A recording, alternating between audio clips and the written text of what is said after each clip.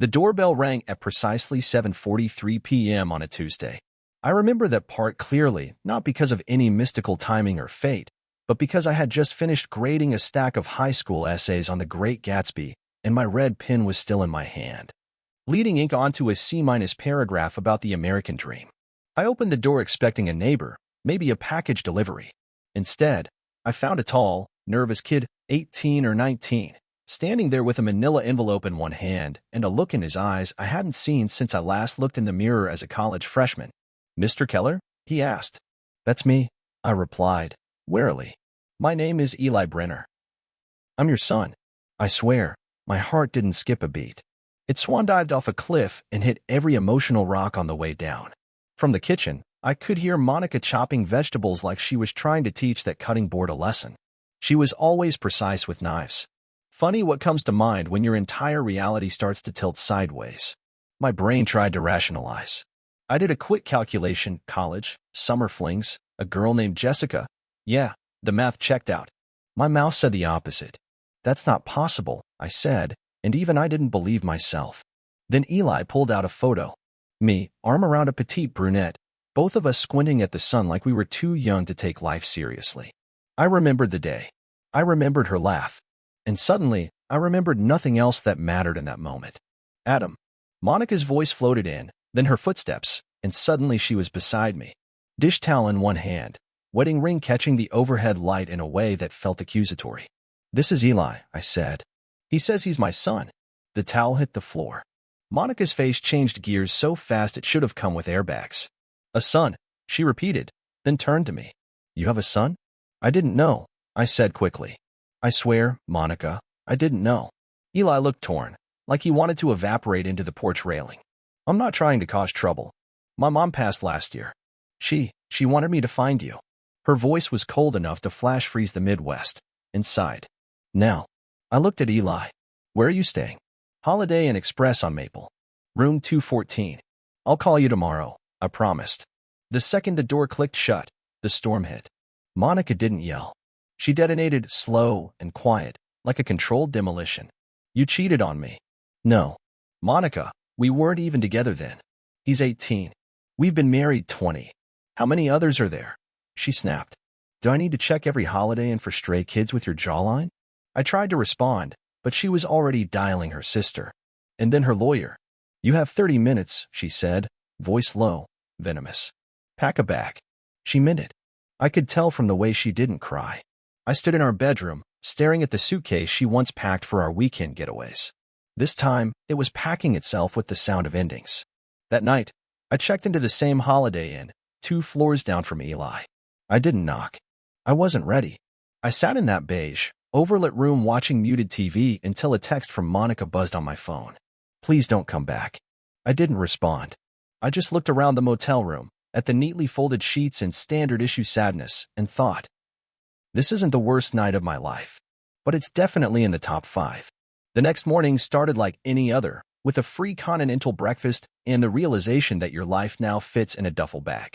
I sat in the plastic-top dining area at the Holiday Inn Express, sipping weak coffee while a family of 4 debated waffle toppings like they weren't witnessing a man disintegrating in real time. By 10:15, I was sitting across from Eli in the booth nearest the window. He looked even younger in the daylight. Same nose. Same eyes. I didn't need a test to tell me the truth, but I still scheduled one. "Your mom ever say why she didn't tell me?" I asked. Eli nodded. "She tried. You transferred schools. Letters came back unopened. After a while, she just stopped." I believed him. Not because of the words, but because he wasn't trying to convince me. That night, Monica didn't answer my call. Or the next. On Friday, her lawyer did. "Mr. Keller, my client is filing for divorce," the voice said, like someone ordering from a takeout menu. I didn't protest. I didn't plead. I just said, "Send the paperwork to my email." See, here's the thing no one tells you. When your marriage ends, it doesn't always come with shouting or tears. Sometimes it comes with digital signatures and free parking validation. And a Gmail folder titled, "End of Story." The DNA test came back a week later. 99.98% chance. Eli really was mine. I texted Monica, confirmed. I didn't lie. I didn't cheat. I was just young and unlucky. No reply. I spent the next few weeks in a friend's basement apartment. Thanks, Dave, for the futon and the judgment-free beer fridge. Meanwhile, Eli and I started getting to know each other in that awkward, "So, what's your favorite movie?" kind of way. We bonded over bad diner breakfasts and his absolute shock that I still use a physical planner. "I thought old people just used their phones," he joked. "I thought kids your age didn't talk to their dads," I shot back. We both laughed. A little. That was new. Then, about a month after the fallout, Monica's sister ran into me at the grocery store. She didn't say hello, just looked at my cart, which contained a frozen pizza, peanut butter, and shampoo. "Monica's seeing someone," she said, like she was telling me the forecast. My stomach didn't drop. It nodded. "His name's Julian. You know him. He taught PE for a while." I did know Julian. Tanned, permanently whistled, always had a protein shake in hand. The kind of guy who made his own granola and wore wraparound sunglasses indoors. Monica used to call him a walking cliché. I guess she changed her taste. Or maybe she just wanted the opposite of me, less poetry, more pull-ups. I didn't cry. I didn't rage. I went home, microwaved the pizza, and poured a drink. Then I looked him up. Julian Mendez. Gym rat. No kids. Instagram profile full of shirtless beach selfies and motivational quotes like, "Hustle beats talent when talent doesn't hustle." I wasn't impressed, but I was curious. So I started watching. Quietly. See, heartbreak doesn't always break you. Sometimes it sharpens you, gives you focus, turns your pain into something with a little purpose. Because while Monica moved on with Julian and made sure half the town saw her doing it, I started collecting pieces. Photos. Timelines. Gaps in her story that didn't line up. Things that didn't quite smell right. And slowly, very slowly, a new truth began to take shape. Because maybe Eli wasn't the only secret hiding in our marriage. And maybe I wasn't the only one with something to explain. You ever see a magician up close? The kind that makes your watch disappear, then hands it back with a wink and a tada? That's what Julian Mendez was, except instead of sleight of hand, he used protein powder and midlife compliments. Monica didn't cheat with him. Not officially. That's important. Because what she did was more elegant, more politically correct. She transitioned. One moment we're married, navigating a curveball DNA test and my spontaneous son. The next, she's talking about fresh starts and realignment. You know, modern buzzwords for, "I met someone else, but I'd prefer to skip the part where I'm the villain." The first time I saw them together was at the farmer's market. I was there to buy blueberries. She was there for hand-holding and shared green smoothies. Julian was wearing a tank top in October. That should have been enough to disqualify him from public affection. "Adam," she said, too brightly. "Didn't expect to see you here." "No one expects to find their ex-wife spoon-feeding kale paste to a guy named Julian," I replied, evenly. Julian nodded. "Hey, bro." Bro. I was this close to launching a blueberry pine into the sun. But I didn't. I smiled. Because here's the thing about heartbreak, it teaches you patience. Revenge, if you're going to do it right, needs to be cooked low and slow. Back home, I revisited the timeline. Eli showed up in January. Monica kicked me out that night. The divorce papers hit in February. By March, she was already uploading Instagram stories of sunset vibes with Julian. And then, something clicked. See, I'd spent 20 years married to Monica. I knew her routines, her phone habits, her tells. She had a favorite sweater she only wore when she was anxious. She always deleted texts after an argument. And she never woke up early unless she was hiding something. So I started digging. Emails. Backed up photos from our shared cloud. Deleted voicemails. I had access to it all because she never changed the password. One part laziness, one part arrogance. And that's when I found it. A photo. Dated 6 months before Eli showed up. Monica, on a couch, smiling at someone off camera. The edge of a shoe in the frame. Julian's shoe. That ridiculous neon orange sneaker he wore to the 4th of July barbecue. 6 months before she ended our marriage, she was already warming up her exit plan. So I kept digging. There were dinner reservations, spa days, gym check-ins with his name tagged in the metadata. Private messages between them with hearts and half-truths. She didn't cheat physically, no smoking gun. But emotionally? She was halfway to Julian by the time Eli rang the doorbell. And the kicker? They had been working out together for over a year. I remember her telling me she needed a physical outlet to cope with stress. I just didn't realize I was the stress. So I took notes. Screenshots. organized them into folders, color-coded. One titled, Before the Divorce, and another called, While Still Married. Because if you're going to gather evidence, you might as well do it like a man who grades term papers. I wasn't going to publish it. Not yet. But I had it. And knowledge is power. Especially when the person who betrayed you thinks you're still playing checkers, when you've already started playing chess. Revenge, like barbecue, is best when it takes its time. You don't blast it on high and hope for the best. No, you marinate it. Let the flavor soak in. Let the heat build slow. I wasn't about to scream at Monica in the street or throw my wedding ring into a storm drain. That's not my style. I'm a high school teacher. I assign consequences with a red pen, not a bat. And after 20 years of being married to Monica Keller, now Monica Mendez, if Instagram is to be believed, I knew her pressure points better than anyone. She cared about image, control, appearances, not in an obvious way. She wasn't flashy, didn't wear glittery heels or post gym selfies next to protein tubs like Julian. No, her control came in the form of perfectionism. The Pinterest board living room, the themed dinner parties, the color-coded Google Calendar invites that used to show up on my phone unannounced. And then there was her career. Monica had spent the last decade climbing her way through the nonprofit sector, eventually landing a cushy position as Director of Community Development for the city. A job that involved public trust, big grant money, and a public face. That was the key. See, if I was going to hit back, it wouldn't be with a bang. It'd be with a leak. I started small. A single envelope. Inside, a collection of receipts, time-stamped screenshots, and a printed image of that photo she swore didn't exist, her and Julian at that fitness retreat she took a month before the divorce. The one she told everyone was a professional networking event. The same weekend she said she needed space to process. I sent the envelope anonymously. To her board of directors. No note. No return address. Just facts. Quiet facts. Pictures worth 1,000 words, delivered in 12-point font and organized chronologically. I didn't know what would happen. I didn't even care about the job. What mattered was the effect, the ripple. Because Monica was careful. Always calculated. But even the most meticulous liar leaves fingerprints. And me? I just handed them to the right people. She didn't call. She didn't text. But 3 days later, Eli did. She okay? I asked. He hesitated. She's rattled. Some report got leaked. She's under internal review.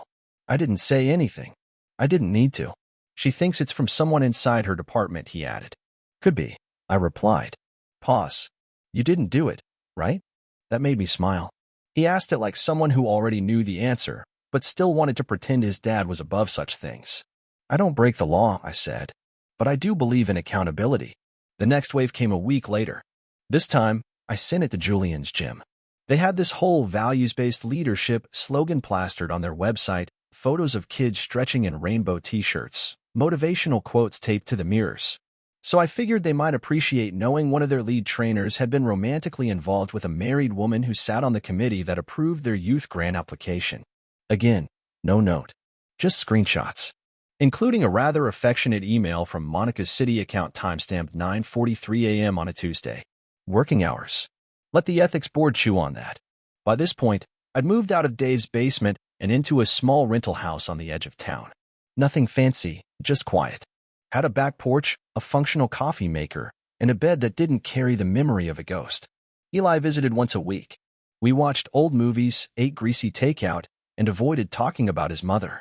It was easier that way. He was a good kid, quiet, observant, the kind of teenager who didn't try to fill silences. That was a relief, because I had plenty of silence to offer. One night, he asked me something. You still love her? I stared at the TV for a long time.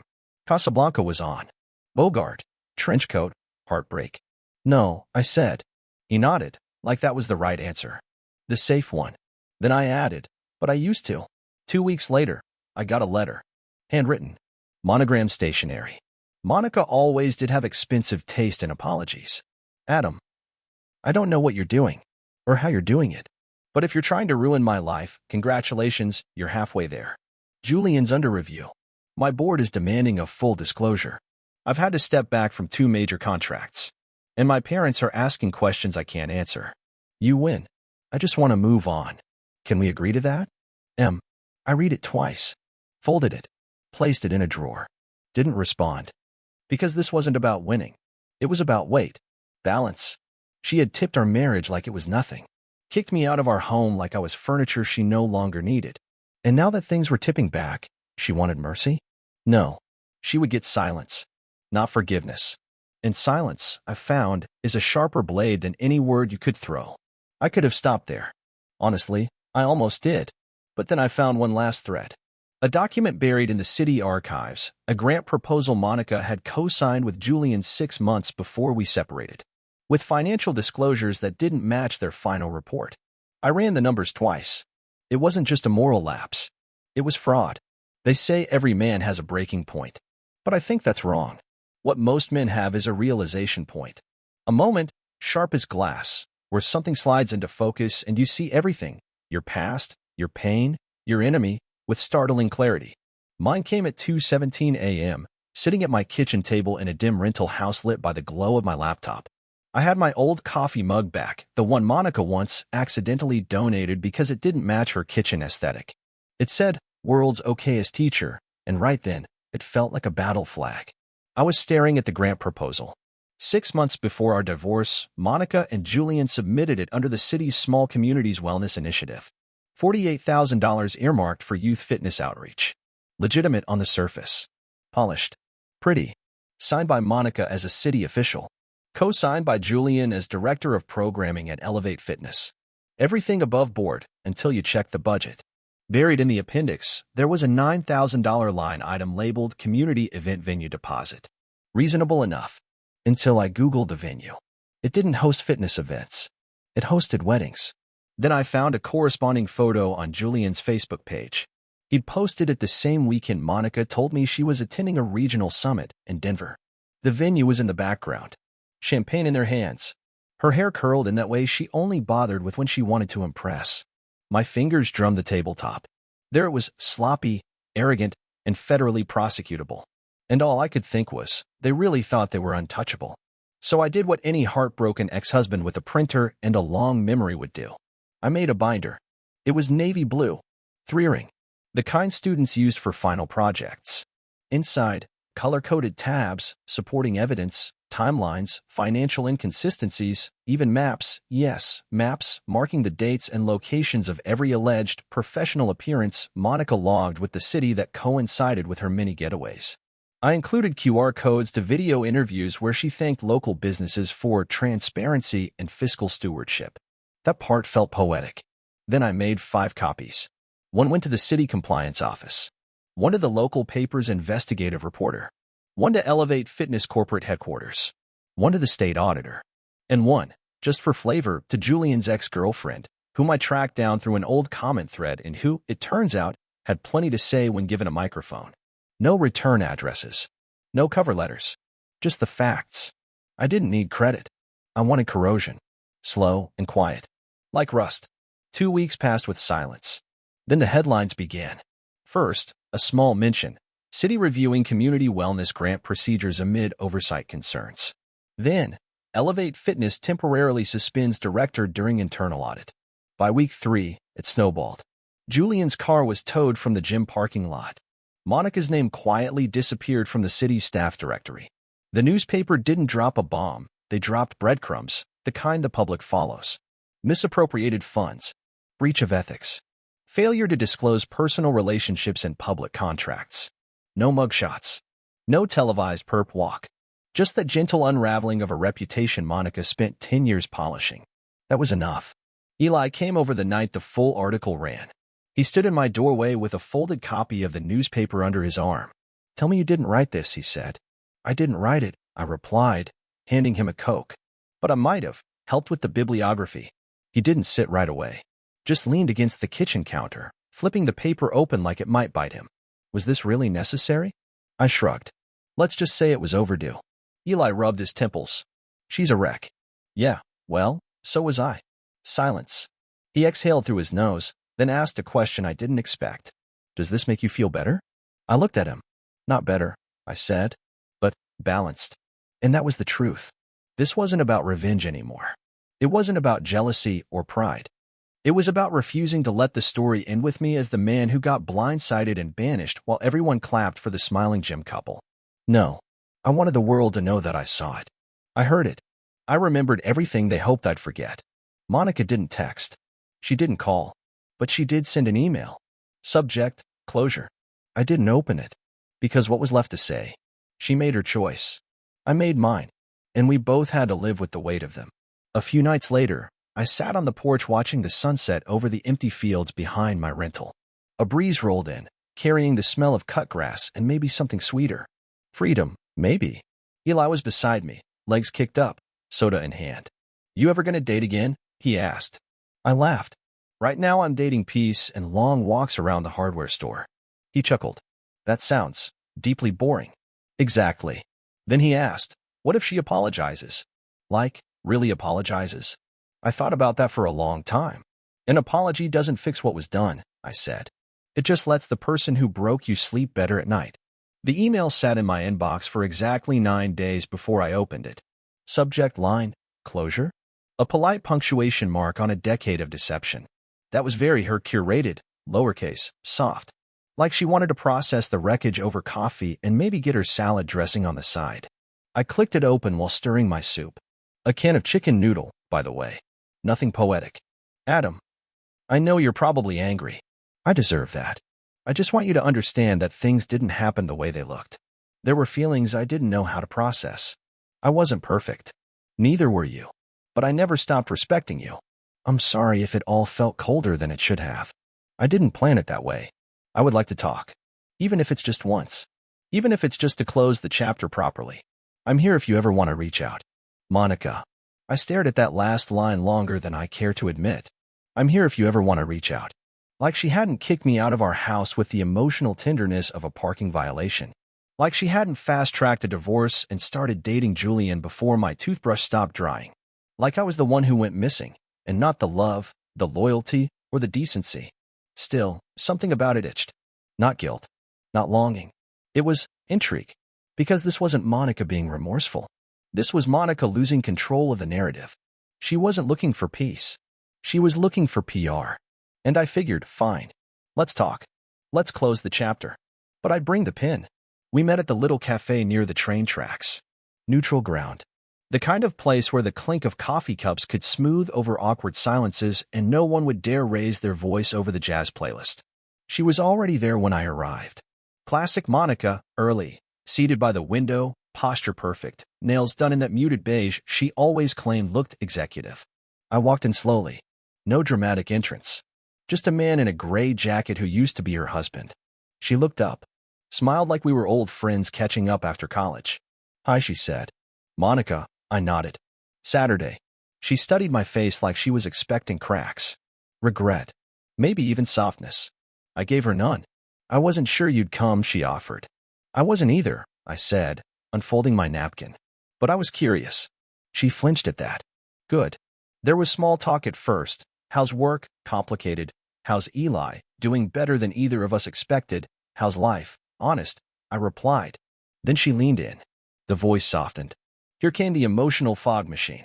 I never wanted to hurt you. That line. That line people love to say after they torch the room and watch you burn in the back corner. I didn't blink. You didn't want to hurt me, I said, evenly, but you wanted everything else. Her lips parted. No reply. You wanted the exit, the upgrade, the narrative. You wanted the clean break without the mess. You didn't expect I'd start sweeping up the glass. She crossed her arms, eyes narrowing just slightly. Adam, I was going through something. You were distant. We were drifting. We were married, I said. She looked away. I let the silence stretch.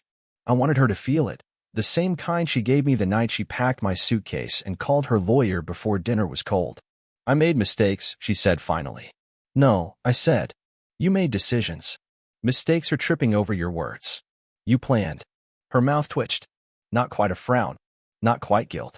But the first sign of discomfort I'd seen in months. Then she asked the question I knew she came to ask. Did you leak the grand information? I leaned back. Are you asking because you want the truth? Or because you need someone to blame? She didn't answer. So I continued. I didn't create that paper trail, Monica. You and Julian did that yourselves. All I did was open the blinds. She stared at her coffee.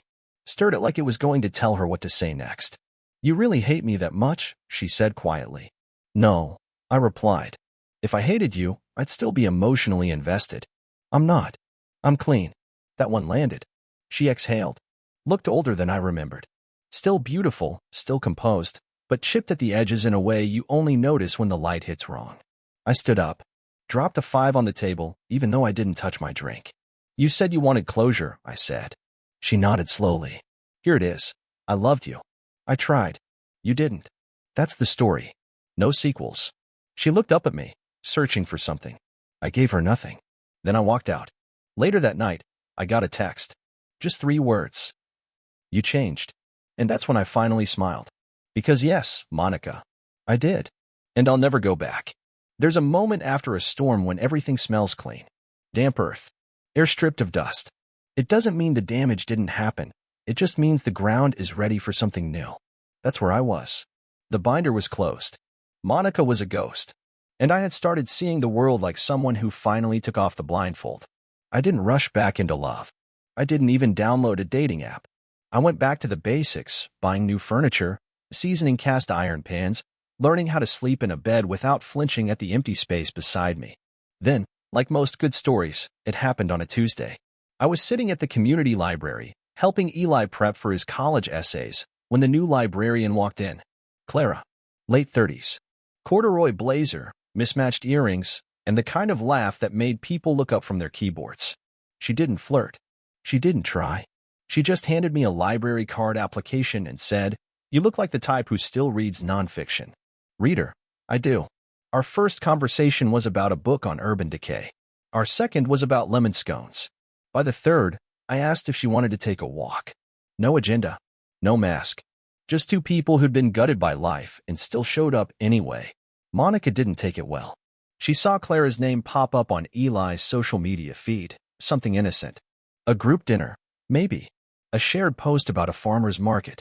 Next thing I knew, Monica was emailing me again. Subject, we need to talk. I didn't respond. So she showed up at my front door. Unannounced. Just like Eli once had, months ago, with a different truth. She stood on the porch, holding a Tupperware of banana bread and a strained smile.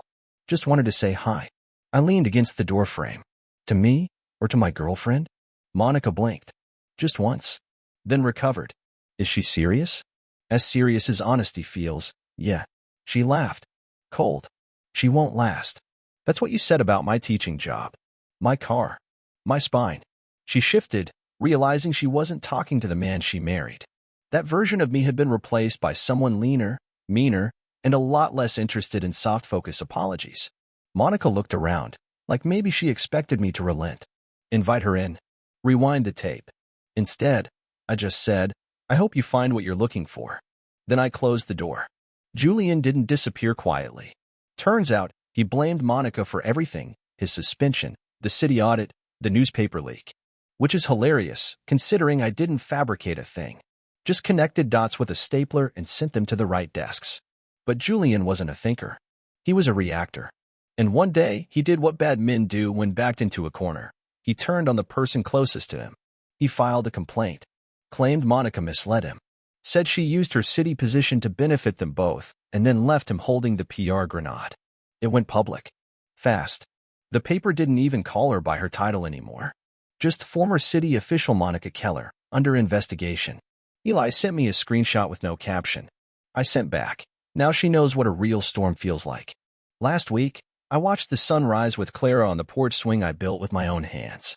Coffee steamed between us. Her leg brushed mine. I like this version of you, she said. I smiled. Me too. There was no grand music playing. No monologue. Just birdsong, distant traffic, and a woman who saw me, not as a placeholder or a prop, but as a person who survived the fire and came out forged, not broken. Eli got his college acceptance that afternoon. He called crying. Thank you, he said, for showing up, even when everything else fell apart.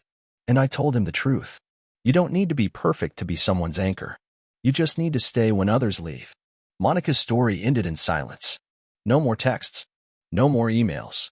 Last I heard, she was moving cities, rebranding her life with buzzwords and lemon detoxes. But I didn't care. Because I was done waiting for apologies. Some people dig their own graves and decorate them like guest rooms. Let them. Me? I chose something else. I chose peace. And this time, I stayed for it.